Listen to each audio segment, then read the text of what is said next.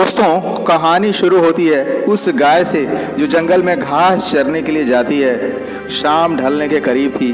उसने देखा कि एक बाघ दबे पांव उसकी तरफ बढ़ रहा है। गाय काफ़ी भयभीत हो गई और डर के मारे इधर उधर भागने लगी। बाघ भी उसके पीछे दौड़ने लगा।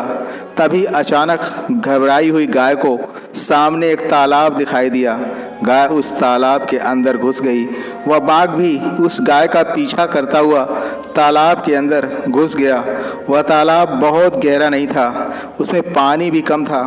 पानी कम होने के कारण वह तालाब कीचड़ से भरा था। गाय और बाघ के बीच का अंतर काफ़ी कम हो गया था। गाय धीरे धीरे कीचड़ में धंसने लगी। वह बाघ भी गाय के काफ़ी करीब होते हुए भी उसे पकड़ नहीं पा रहा था और वह भी धीरे धीरे कीचड़ के अंदर धंसने लगा। दोनों गले तक कीचड़ में फंस गए थे। स्थिति अब ये हो गई थी कि दोनों चाहकर हिलडुल नहीं पा रहे थे। थोड़ी देर बाद गाय ने बाघ से पूछा, क्या तुम्हारा कोई मित्र, गुरु या सहयोगी है? बाघ ने गुर्राते हुए जवाब दिया, नहीं, क्योंकि मैं तो खुद जंगल का राजा हूँ, समर्थ हूँ, बलवान हूँ, इसलिए मुझे किसी सहारे की आवश्यकता नहीं है। लेकिन ऐसी अवस्था में तुम्हारी शक्ति और बल सब बेकार है, क्योंकि तुम तो बिल्कुल असहाय दिख रहे हो। यह सुनकर उस बाघ ने कहा कि तुम भी तो फंस गई हो और मरने के करीब हो। तुम्हारी हालत भी तो बिल्कुल मेरे जैसी ही है। गाय ने मुस्कुराते हुए कहा, बिल्कुल नहीं। शाम को जब मेरा मालिक घर आएगा और मुझे वहाँ पर न देखकर परेशान होगा, मुझे विश्वास है कि वो मुझे ढूंढते ढूंढते यहाँ अवश्य आएगा और इस कीचड़ से निकालकर अपने घर ले जाएगा। पर तुम्हें कौन निकालेगा?